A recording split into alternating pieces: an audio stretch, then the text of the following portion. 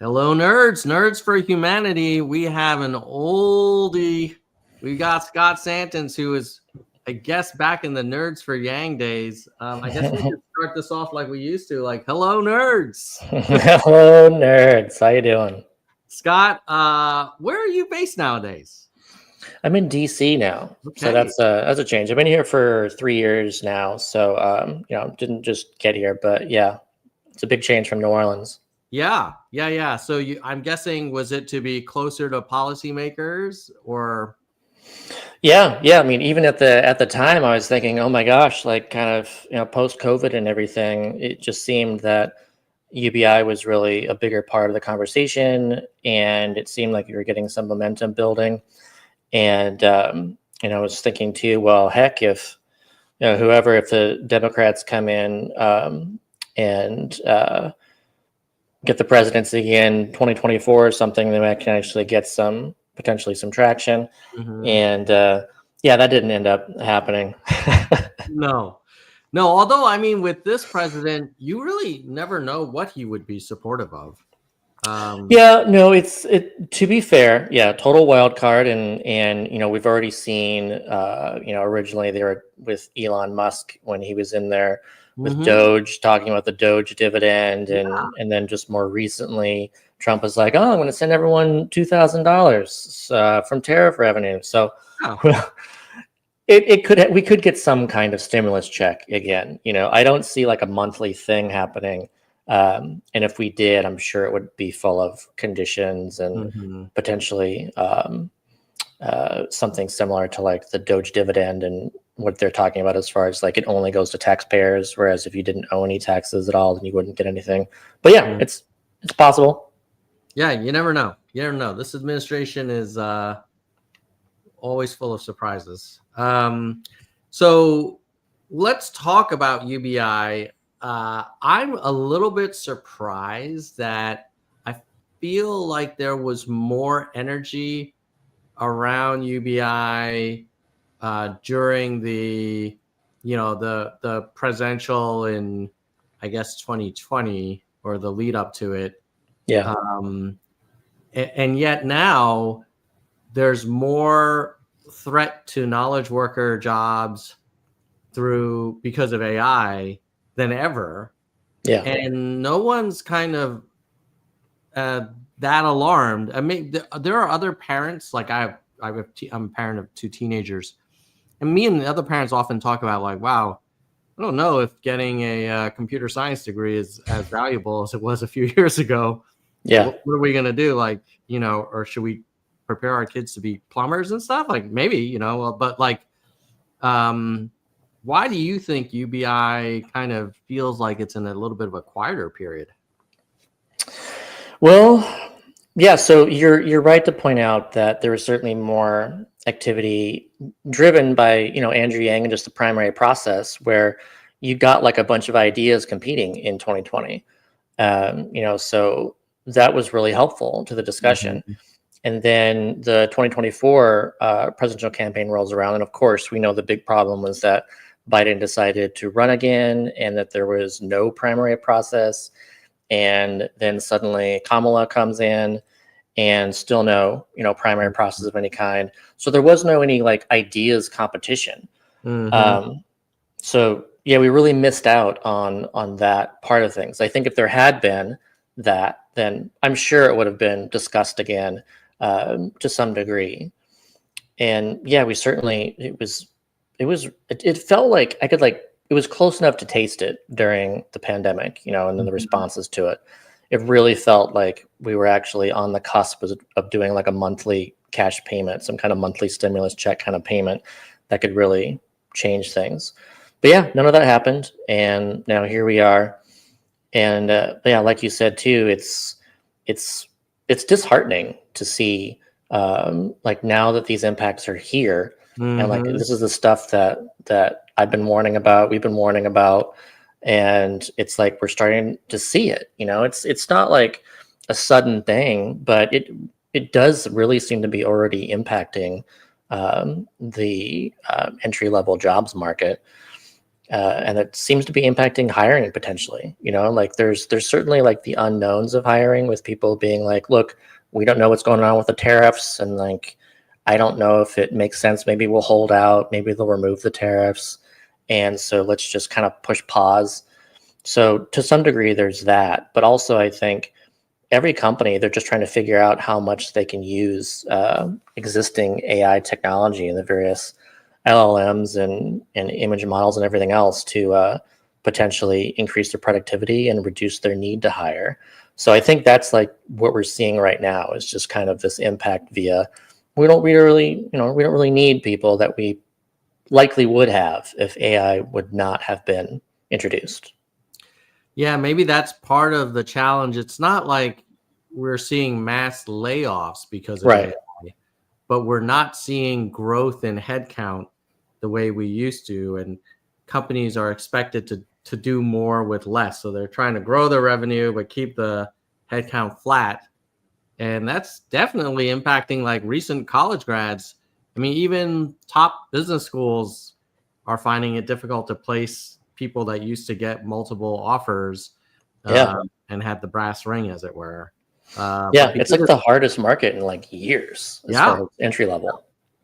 And yeah, so maybe to your point, in 2028, that'll be more obvious after we've had a few years of low headcount growth for private companies and more people graduating from college or high school and struggling to find kind of work. Well, yeah, but also if we hit a recession before then too, then I mean that's always what I've been concerned about. And Andrew was talking about this too, talking about just the impact of recession. So what happens? So recession, you shut all these jobs, and then during that point, that's when all these businesses really lean into where can we maximize our productivity.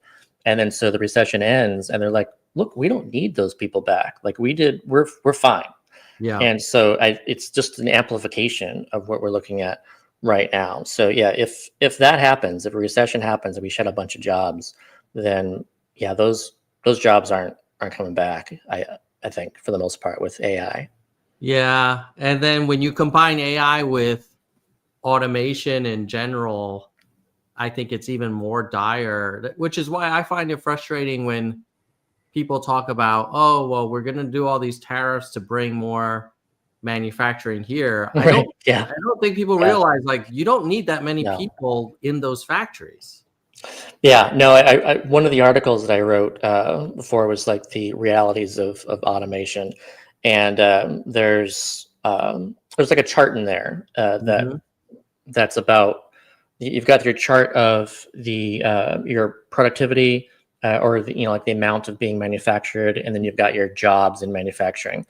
And then so if you ask people around the country, if they believe that the US is producing less than it did, decades ago or whatever, then like I think like 80% of them, like a really large percentage of people think that we're like not producing as much because they know that we don't have as many jobs as we used to have manufacturing, but we're manufacturing more than ever.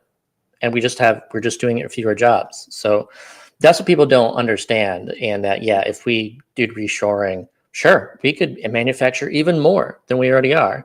And it's going to continue, going down as far as jobs go. Yeah, that's at the very top of that. It's lower down the page.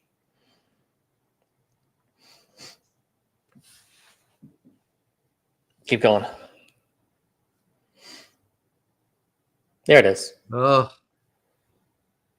yeah. I was listening to a podcast of a U.S. investor who had just come back from China, and he was touring some of the BYD EV plants. And I think he was saying the number of BYD employees per car is something like a fifth of what it is for Ford and GM. Yeah. And so if we're going to build a lot of new plants here in the US, like we're probably not going to do it where you need 20 people per car, or we're probably going to do it where you need like 4 or 5 employees per car. And that's just not going to supply the jobs for all Americans. Yeah, and you're not going to meet the price points that you need to remain competitive. Like that's why you did all the offshoring, is to lower prices. Yeah. So yeah, the only way to bring it back is to actually not have that American labor, which is expensive. You got to really minimize that. So yeah, it's not going to be a big job creator. It's I really, this is where, as much as like I know today's an important day for Trump, given like the Middle East peace stuff, and I give credit, like if that deal sticks, it'll be amazing. I also feel like he sold a lot of people this false hope that, oh, don't worry, once I negotiate these trade deals, like everything's going to be back to like post World War II full employment. Yeah, and no, people believe him.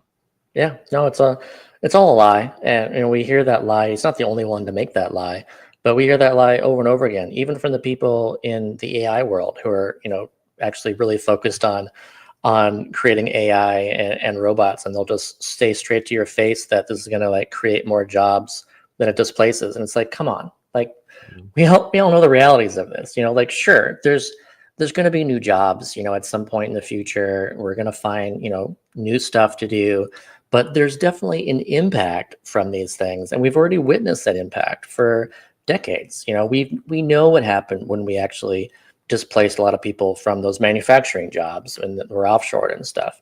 They went like lower down the ladder. They found lower paying jobs, and you went from like careers to more gig labor. You've got people now who are, the way to earn a little extra money is to sign up for Uber or, delivering food, door dashing, like that kind of stuff. Like those are the ways that you can still find employment. So there's just like a transformation of like what is employment, and that's just going to keep happening. So like the only way to really react to this in like a logical way is to make sure that everyone actually gets basic income, so you have that cash, and then that can actually help feed demand for those new jobs. If you lack that demand, if people's incomes just fall as a result of AI, which most people will do, some people will find those higher paying jobs, just like that's been true for decades, but most people will fall. And we've been seeing what happens to that. People's just overall demand falls, the entire economy kind of reorients. Right now, the top 10% are now buying half of everything that we, produce and sell, all goods and services in the U.S. It's a very unequal consumption economy, and so therefore, too, the economy is oriented around that. And one result that comes out of that kind of inequality is, those with lots of income, they're just not price sensitive. So they're happy to like, fine, I'll pay more for this. I'll pay more for this. And everyone else can't do that. So then you create this like situation where the markets are kind of ignoring the basic needs of people and creating something at like a cost they can afford. And it's like reoriented around kind of luxury experiences and like high cost kind of stuff. And yeah, that's not sustainable. That just leads to people, like getting violent, becoming, just like, I think that's key to like the erosion of democracy. There's all sorts of impacts. Yeah, I think the good news in terms of potential maybe awakening of the population is that I think it's going to affect a lot of middle class and upper middle class people in a way that it hasn't. Yeah. So like maybe during Andrew's run when he was like, oh, truck drivers are going to be highly impacted. There probably were a lot of middle class folks who were like, well, my kid's going to go to college. He'll be fine. And now I think they're going to be like, wait a minute. I don't think my kid is necessarily going to get that plum job. Yeah. And to be fair, I think he was also, he's definitely mentioning like lawyers and doctors and stuff too. Yeah. It was really about like the kind of cognitive labor that's repetitive versus like entirely novel. What kind of took us by surprise, at least took me by surprise, was just really impacting like arts. We didn't really think about like the ability to automate music and images and photos and all that stuff. Like I just didn't think about that. So that did take me by surprise. Yeah. Yeah. I think he did talk about doctors and lawyers. I think when he did it, it felt pretty far away. Like, well, yeah, maybe eventually. But now you're like, oh shit, like that's happening right now. There are people who are winning court cases using ChatGPT as their attorney. They're taking a lot of risks with that, but Yeah. you know, it's getting better every month, I feel. And then now with the video creation, you're like, my God, what's going to happen to like Hollywood and even just gig creators, you know, solo creators? Like, what are they going to do? Yeah, I mean that new Sora app. You know, just I haven't messed with it myself because I don't have an iPhone, but you know, I've seen the videos of it, and it's I know it's like what the most successful, like largest growing app yet. Like it even beat ChatGPT. Like so, there's like a huge demand out there for the ability to just basically magic up various videos and stuff. And you know, what does that look like? I know one of the things that was kind of controversial just right off the bat was like the kind of like the crime kind of videos of like security cam footage of people doing stuff. And so like, you know, you could have like security cam footage of like Sam Altman, you know, stealing something from a store or whatever. And so like we're going to see, like, not only are we going to see these kinds of things and people are going to assume it's real, but then also the real stuff people are going to assume is not real. And we're already seeing that a lot of the time too. There's no ground truth anymore. Like what evidence can there be? Like it used to be like, oh, I've got it on video. Like this is clearly like, you know, airtight evidence. But yeah, I think with Sora, even Grok Imagine, which I've been playing around with, is just blows my mind. You take I took a photo in a family group chat. Like my brother in London, he took a picture of his cat, and then I had his cat and my dog like sleeping next to each other and playing. And I sent it to the family, and my mom was like, "Oh my God, like Joe's cat is in California now." Like, no, it's AI. Yeah, this is scary. I was just reading about a new phone that was just announced. Either it was just announced or just coming out that actually has AI like actually built into it, and it actually uses Nano Banana too. So basically, you know, you snap a photo with your camera, and then you can immediately do stuff like, you know, remove this from here, add this or whatever. And it's just like you can already just, you take a photo and you just change it. And now you've just like, you know, got an altered photo. Super easy. Yeah. I wonder what the Oppo research people are going to do for political campaigns. Like they can now create their own smoking guns or FUD that they can put out there. Right. Yeah. You just need that doubt. Yeah. Yeah. And then if you do bad things, like now, if Trump says, "Oh, that wasn't me on the Access Hollywood tape," I think people will be like, "Maybe it wasn't. Maybe it was AI." Yeah, you give people a reason to doubt it. You know, like, oh, like those photos of me and Epstein, like those weren't real. Right. Even though they've been around for decades. Yeah. You know, the other thing, I have another brother in Florida who's on the MAGA persuasion, and he and I were debating Trump, and I said, "Hey, you know, how are you okay with all of this debt that we're incurring with the tax cuts?" And he said, "Oh, well, we're going to make it up with tariffs."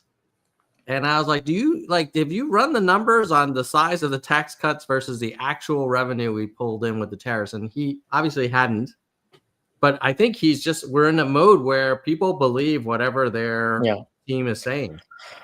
Yeah, even if it makes no logical sense, whatever. Like even assuming that was the case, like let's say it is true that you could cut taxes on the rich by $2 trillion and come up with $2 trillion in tariff revenue. Well, then what you're doing is applying a tax to the working class and middle class and everything in order to pay for tax cuts for the rich. Like it doesn't change the fact that the giant bulk of the beneficiaries of those tax cuts were at the very, very, very top, you know, 1%. So it still doesn't make any sense to say, oh no, the tariff revenue is going to cover it. Like, no, who covers the tariff revenue? Where's that coming from? And then sure enough, that was lied about. Like, oh no, that's not a tax increase.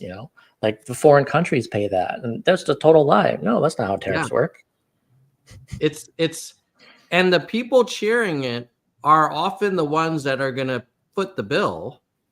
But that, I guess, explains the power of the current MAGA narrative. Like it's impressive in some ways. You're like, wow, you can come up with these policies that clearly are not good for your base, and then they cheer you for it.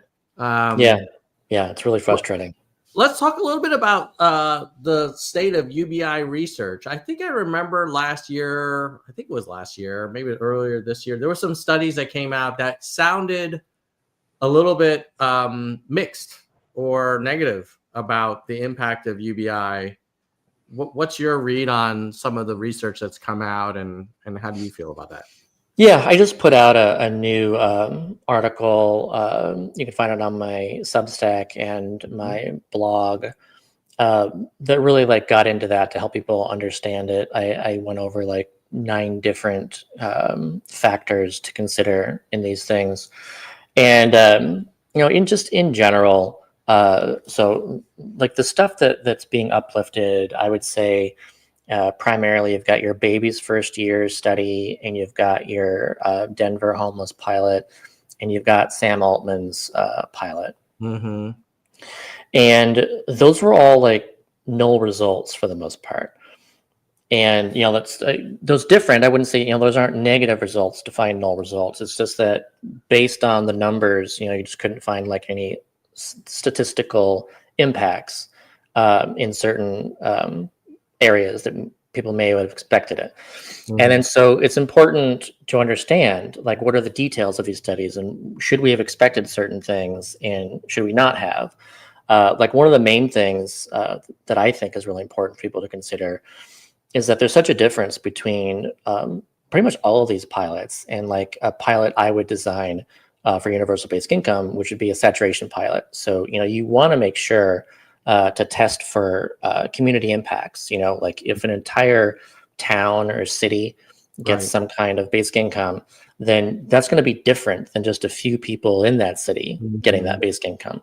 It's interesting to look at individual impacts, so that you can test, okay, if you do make it so that you lower the marginal tax rate on work so that, someone faces potentially a 20% marginal tax rate instead of a 70% marginal tax rate, then they're more likely to accept employment because they're better off that way.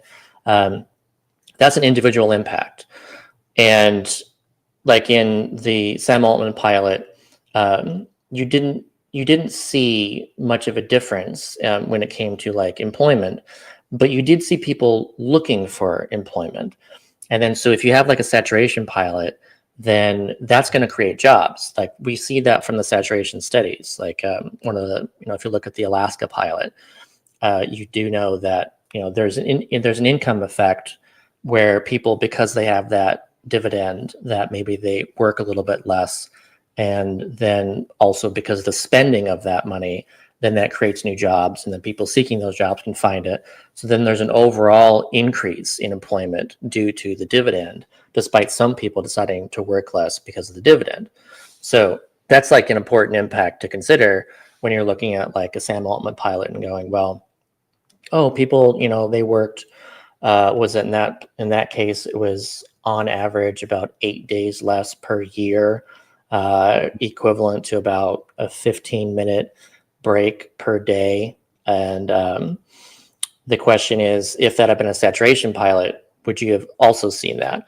And you wouldn't have. I can, just firmly, I would say you wouldn't have seen that, because the spending of the income would have actually driven a bunch of new employment. It would have stimulated entire local economies.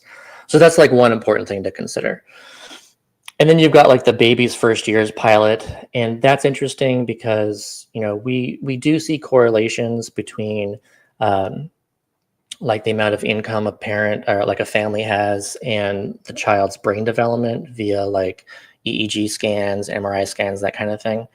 And so they wanted to explore is there a causal impact? Like, can you actually increase the income of families, and then would actually result in these kind of increased cognitive development in children? And so it's an interesting question to explore. And they did that with a $333 per month payment for about, I think, 4 years, or maybe three to 4 years, I think. And so they looked, the most recent study was at the 4-year mark, and they just didn't find any statistical differences between the control group and the treatment group. And so, okay, like that's a null result, but it doesn't mean that, that universal basic income doesn't work, because first of all, that's, again, it wasn't a saturation study, so there's no impacts on the community level. And it was just $333 per month per like family. So, you're going to see there's going to be a difference between like $333 per month for, let's say, a single mom and a kid versus like a family with like 2 adults and 4 kids or something. So, because then that's like the entire household is much larger and it's bigger impact. But also, this is just 4 years too, and we know even from other studies that that you actually see impacts like later on down the line. Mm-hmm. So even if that there's a null impact at 4 years, it doesn't mean that we're not going to see anything at 6, at 8, in their teen years down the line as adults, because we know even from earlier studies and lots of other studies that like that's not uncommon at all to see stuff even over entire lifetimes. So yeah, it's just weird to uplift something like that and say, oh, look, this is a negative finding. Mm-hmm. Like, no, that doesn't make any sense. Like, you really have to get into the details of this and a better understanding even of what universal basic income is and how it's different than like what that maybe looks like. So given the broad interest in UBI in so many different places, and given the timing, are you feeling good about, is there a study underway now that is designed so that it can give us clearer indication of whether, it helps or not? It sounds like there's been a lot where you're like, well, these were kind of messed up to begin with. I mean, based on existing studies, I would say that like all of this stuff, I just feel it's storytelling and marketing. The data is already there. We know that this works. We know that it does all kinds of positive impacts. We know that that even it can increase employment in certain circumstances, especially if it's a saturation pilot. Like, we know all kinds of things from all these other studies, and I get into that in my latest essay to kind of like help even explain what we currently know. There's certainly things that we don't know, like the baby's first years is a good example. Like, we don't know about causal impacts of certain, cash transfers in a certain way by a certain time, and like even looking just at EEG scans as the measurement, which is, it's weird even too to say like, oh, well, maybe this failed because it didn't like create more white brain matter than compared to the control group. Meanwhile, like all these other things were better for the families. Like maybe they were happier. Maybe they were able to buy important things. Like maybe like all sorts of other things can be good, except for this one certain causal thing that we're exploring. So yeah, it's funny when someone looks at something like that and they're like, oh, this doesn't work. There's nothing going on right now outside of what has already been going on. So like, you've got like the really long 12-year pilot that Give Directly has been doing in Kenya. That's still going. I guess when did that start up? That was like in 2016, I think. So maybe that ends in 2028. That's kind of interesting to think about how it's already been a 12-year study, is almost passed already. But I think at this point, it's really who's going to be the first one to do it, and then what kind of data is going to come out of that. I got really excited recently to see that Thailand announced that they were going to do a negative income tax starting in 2027. And so if that's true, if they end up doing that, then they would be the first country in the world to, have a basic income guarantee. And they could, depending on the design of that negative income tax, they could reduce poverty by like over 90%. But then the day after they announced that, then there was actually their prime minister got fired. And then there was a whole political upheaval with a new party taking over, and then a deal of that, meaning they have to do a new round of elections the next few months. So at this point, who knows what's going to happen in Thailand? But for a brief shining moment, I was excited that a country would actually be the first to do that. What pilot or study in the US are you most optimistic about, or are there any? Yeah, I'm not, there's nothing going on, I feel, in the US that's somehow particularly novel. I mean, okay, there is a study, I can't talk about it. So there is kind of a secret study that's going on that I am excited for those results to come out, because it is looking at something that no other experiment has looked at. And so I am looking forward to that one.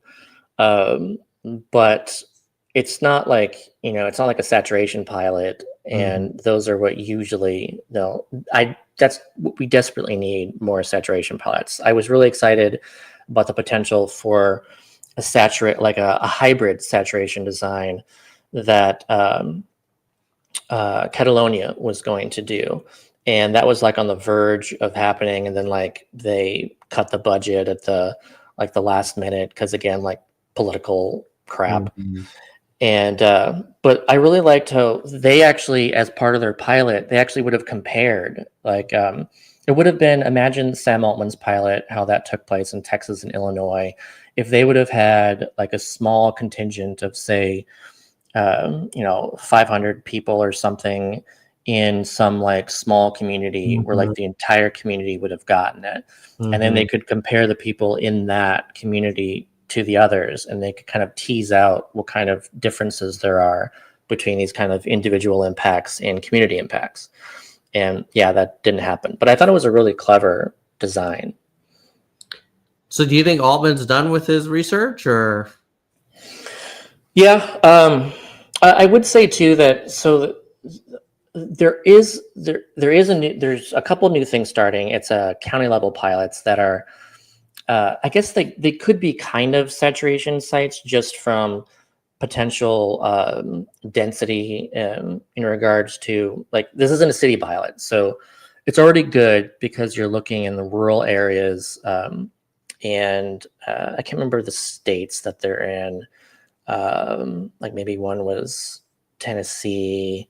I can't remember for sure, but there's a couple of these pilots that are going to be looking at counties, rural counties. So I like that because it's rural. That's different. You're going to get a different political slice focusing on that, and also it's not a saturation pilot because it's not one group together in a town. But if an entire rural area gets it, and people know their neighbors and stuff, even though they're miles away or whatever, that could have some interesting impacts. And those are going to be some kind of large pilots. That was Jeff Atwood is funding that. He put in half his family's fortune. So it's $50 million that he's putting into those pilots. So you can see too, Sam Altman put in $16 million. And that pilot, I think the total cost of the ORIS pilot was around $60 million. So these pilots, it could be, around that size or even larger. And so, yeah, those are exciting in that they're rural and potentially, yeah, kind of saturation-y. Well, I'm looking forward to hearing more about those results and the secret study as well. thank you for taking the time to give us an update on what's new in the UBI world.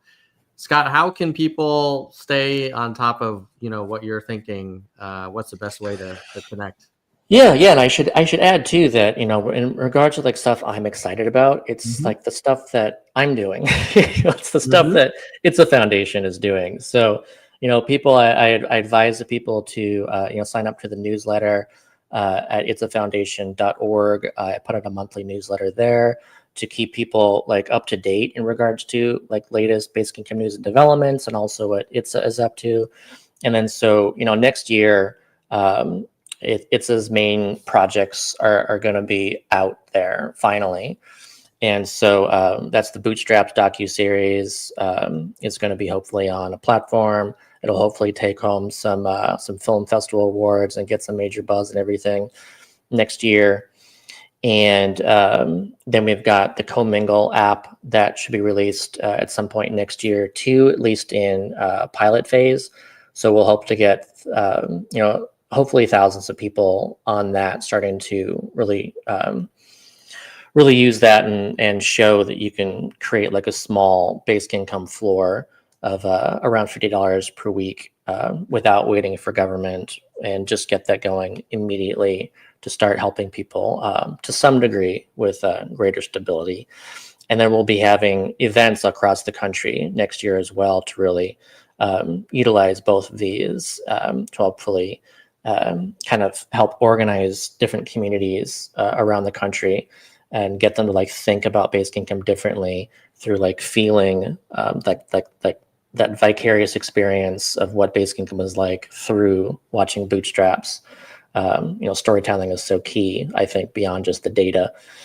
And then with Commingle being this like, no, you're not going to really understand it until you like actually feel it slightly. Mm-hmm. Like if you're experienced basically for yourself, if you're part of that platform, it like helps even understand questions like, why would we give it to Bill Gates? And then like, oh, well, if Bill Gates joined Commingle, then everyone's going to be better off because that increases the whole average. Everyone's income goes up thanks to that. So yeah, like if Bill Gates actually puts 7% of his income into the community and gets out $50 a week, do not worry about the fact he's getting $50 a week.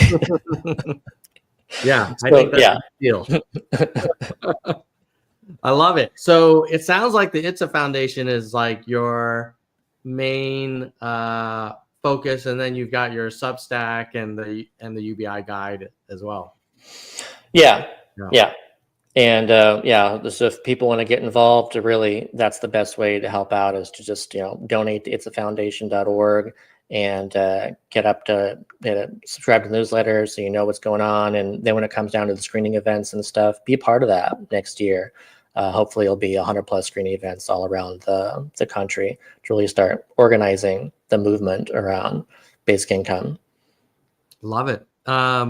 It has been fantastic to reconnect, Scott, after all these years.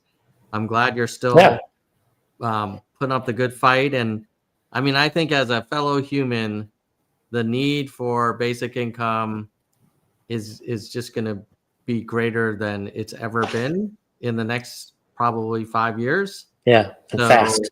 Yeah, I'm glad that you're putting in the work, and I'll stay in touch, and hopefully I can help out in some ways as well.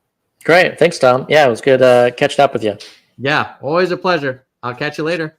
See you later. All right. That was Scott. I'm going to share my takeaways, including a little bit of frustration around advocating like intelligent reform like UBI. But before I do that, I want to give a shout out to the people who make this channel possible and keep this thing running after all these years. And those are our YouTube channel members who basically help cover the costs and keep me like, remind me that, okay, people value this stuff. These conversations, they're a little bit niche, I suppose. But the fact that we've got members that are with us for so long kind of keeps the channel running. So we will start with the highest level. which is the nerd cabinet members. So let me give some music too. A little going away music. Hold on. Closing theme. All right, hopefully you guys, if you find it difficult to hear me speaking and it's like cutting in and out, let me know, because I can just turn off the music. All right, let's share screen.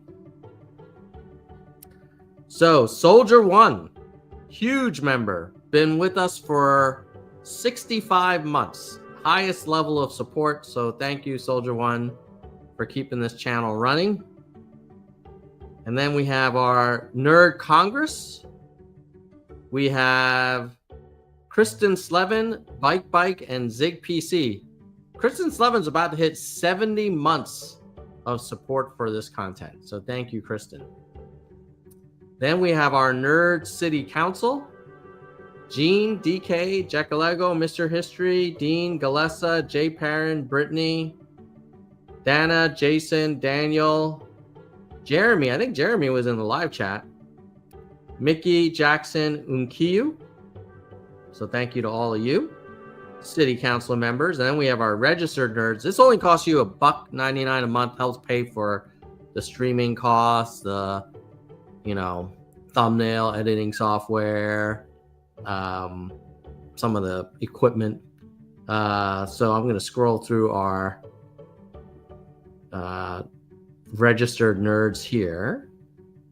So thank you, all of you.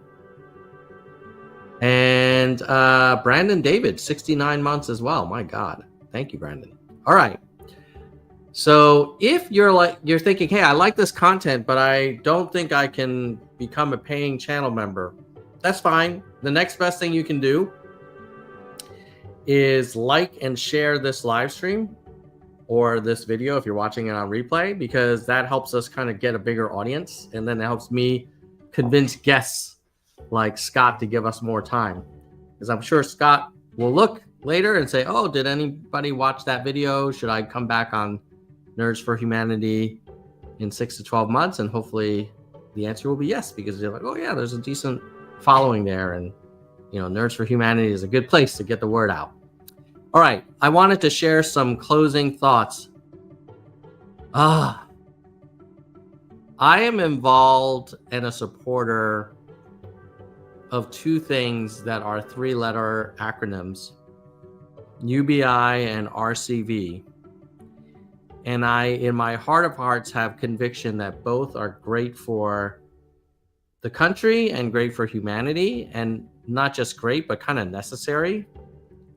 And it is frustrating how difficult it is to get awareness and understanding of these important reforms. And I'll give you an example. I was in a debate this morning over WhatsApp with a MAGA person. And he was like, oh, the Comey is a snake, and I can't believe the trans this and that, and the illegals, blah, blah, blah. And I asked him, like, hey, well, what's your opinion of RCV and UBI? And of course, he's like, oh, I don't really understand that. That sounds like complicated or whatever. And isn't that sad that many voters are animated by things that are not nearly as existential to the country's future as like the democracy infrastructure or the economic sustainability of kind of the modern economy, but they animate people so much more. Like if you talk to someone about trans athletes, like people will march for hours about that, pro or against. You talk to people about anti-gerrymandering or open primaries or unconditional basic income, they're not marching for hours. Some are, like Scott and Andrew Yang and others, but most are not. And so I do think the challenges for RCV and UBI, like how do we boil this thing down into a bumper sticker and into some storytelling? Maybe that's why Scott is rightly investing in the docuseries. But it's just so sad the amount of energy people are spending on a variety of kind of red meat, polarizing kind of social issues where government's not really going to do much anyway. And then we kind of like avert our eyes and don't talk about how the incentives are all effed up for elected leaders to get anything done because of closed partisan, first past the post voting, and how not only working but middle class people, their economic futures are going to be extremely stressed and disrupted over the next few years by AI and automation. And it's happening right now, and no one's talking about it. Not just Trump, but neither is, Schumer or Newsom, frankly. Maybe Andrew was. Who else? I would love to see Buttigieg talk about it. Maybe Bernie, kind of, in terms of like the problems on the economic side. But let me know what you all think. Like, I'm still gonna fight for it because it's just the right thing to do. But it is a little disheartening to see the energy that we as a country allocate towards these fringe divisive issues, and how no one's talking about like the giant asteroid that's kind of targeting us right now. And we can do something about it, but it requires us to come together. So if you agree, do me a solid, like, share, subscribe, comment, do whatever you think will help the algorithm recommend this video to other people. And maybe we'll pick up a couple more nerds to put up the good fight. And at some point, we'll reach a tipping point. Last thing, if you like this conversation and you're like, oh, I just happened to stumble upon this, and you want like written summaries emailed to you with the video inside, and you'll never miss one. In addition to subscribing wherever you're watching this, you could also subscribe to the Substack, nerdsforhumanity.substack.com. It's free, and it's another way to stay on top of all these interesting policy discussion and politics guests that I have on the show. Bye, nerds.